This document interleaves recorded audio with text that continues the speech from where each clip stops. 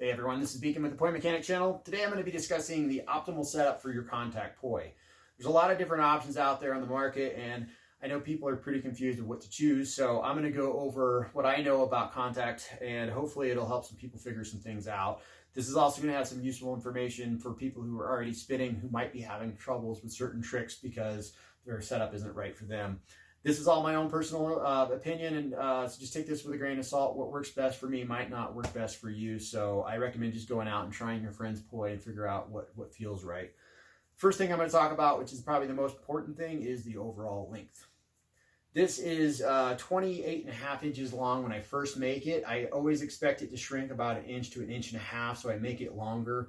It shrinks because the rope is a synthetic fiber, plus it gets dirt in there with all the nature spinning that I do.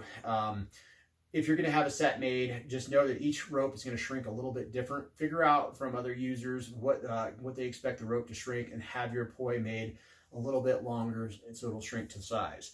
This is 27.25 for me right now is the perfect length because I do this move a lot, which is a very common contact move. You create this platform where the ball comes around the backside, and then you're using your hand to throw the handle down. It rolls down your arm into the cradle move, or whatever move you want to do. The problem with a lot of people that are having with contact poi that they already spin is this, which is caused by too short of a rope. It bounces off the back, or if it does get up on there, now you're in an awkward position because your hand's pointing straight down. It feels awkward, it looks awkward, and now you have to like push with your arm instead of with your hand down, and a lot of times it just doesn't spin all the way around and pops off the back.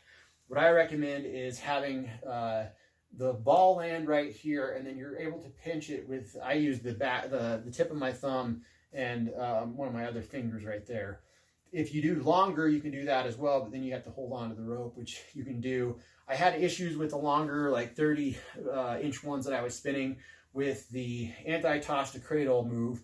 This would end up right here, and it would kind of get stuck, or once in a while it would get stuck on the rope. To keep that from happening, kind of push your hand towards the direction that it's pointing to make the handle bounce off quicker, like that. Next thing is, for me, I do a lot of hybrids where I'm doing contact and flowers. I like long rope because I like the aesthetics of a flower that has the center filled in. If you're doing really short poi, the petals are out here, and you have this all big open space in here. With these, I'm 6 foot tall from the tip of my thumb to my armpit. Just feels like the perfect length to make the flower have the ball, once it's going to the next petal, come straight up my center line to the next petal, and then down, and so on. So that's that on the length. Next thing I'm going to talk about is the heads. So there's many different sizes to choose from, everything from like 70 millimeter on up to basketball size, which is kind of just a novelty. But if you're getting into the contact game, go with something probably in the 90 to 100 millimeter range. I like the 100 millimeters just because I do this move called the send back, where you grab the head, throw it down to this part of your arm, and then send the tether back to grab onto the head, and you just keep doing this back and forth. When I release, when the handle's straight up, to when I catch, the handle straight up, it does one full revolution on my arm. If I have a 80 millimeter head or whatever, it's going to be probably too small for one revolution, so it's going to be like an odd number, a revolution and a half. You can make up for that by, making it glide down your arm by like probably pulling it into your arm a little bit more than it would normally roll.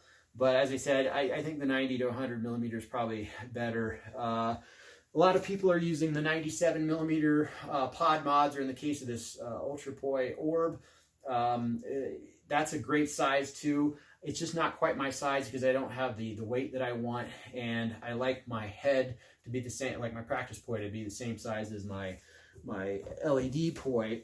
So I'm getting my LED poi with the 100 millimeter heads, and it just seems to work out really well. The next thing we'll talk about is the weight. Now, there's everything from like 170 on up to, I think 210 is probably the biggest that people are using right now.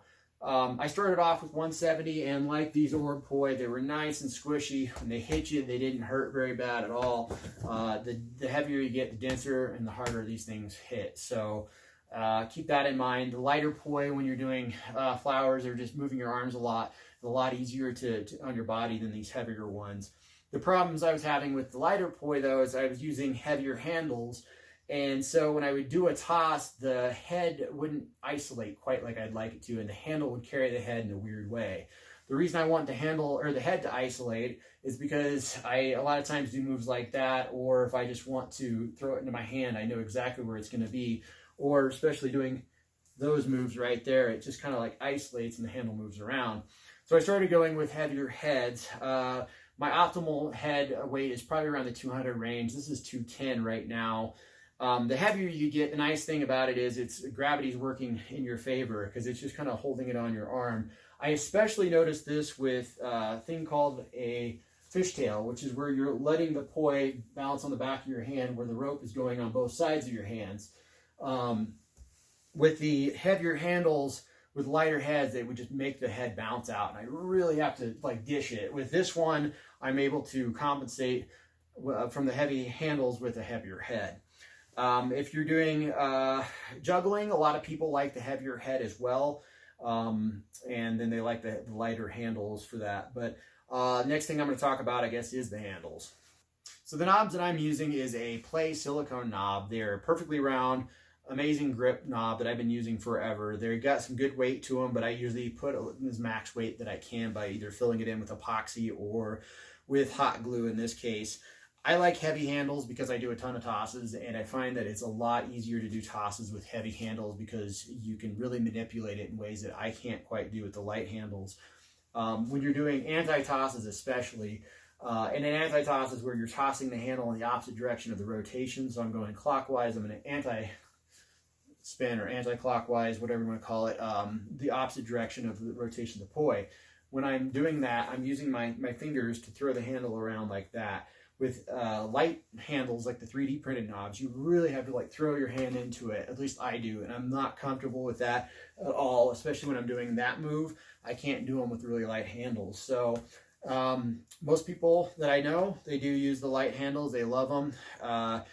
Good reason to have light handles is if you're doing fishtails, it's a lot easier than with heavier handles, even though easy should never be used with fishtails because they're not easy at all.